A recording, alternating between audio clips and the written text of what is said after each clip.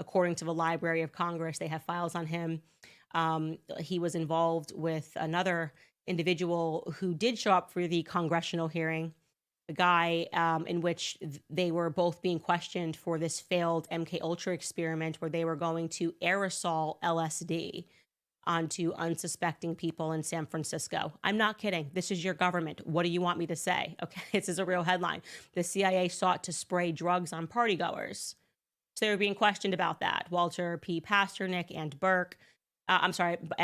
Rhodes, and this is from the New York Times article. It says, today's testimony by Mr. Rhodes provided the first look the public has had at an LSD test inside a CIA safe house.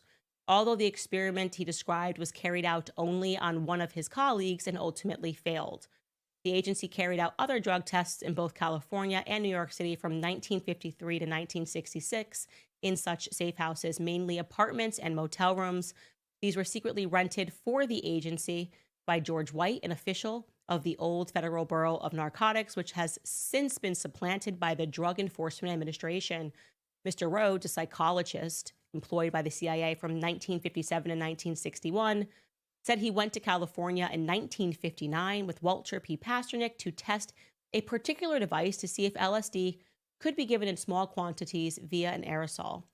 Mr. Pasternak, a former employee of the agency, was also an official with the Society for the Investigation of Human Ecology, a foundation that was set up by John Gittinger, also an agency employee, to serve as a conduit for CIA money, end quote. So we don't know who this man is. I did find a Walter Paul Pasternak that is buried at the Arlington Cemetery in D.C., who was a lieutenant in World War II, but that is a tenuous at best, that connection. So we don't know. But obviously, we do know that when it comes to mind experimentation, those with the last name Pasternak, generally speaking, are people that I would avoid.